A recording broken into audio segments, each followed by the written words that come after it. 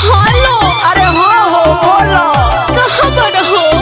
अरे साइकिल के चोट टूट गइल बा, ओकरे चढ़ावत तनी, अब 5 मिनट में आवत तनी, रुको वही जे। इंतजार में हम अकेला ही खाड़ बानी।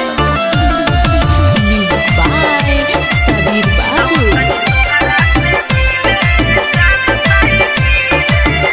कइलो वादा जान तू भुलैला।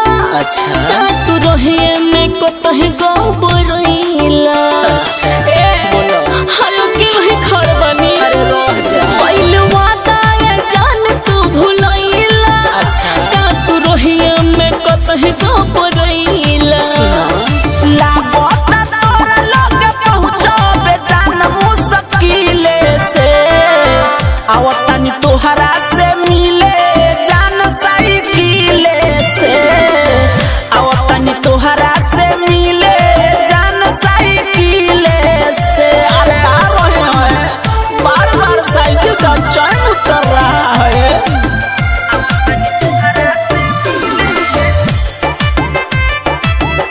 साई आरती रिकॉर्डिंग स्टूडियो लालगंज वैशाली।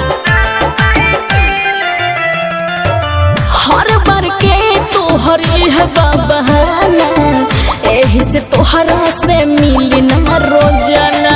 तोहर बार बार के यह खेला हो, समझ हनी। अच्छा सुनो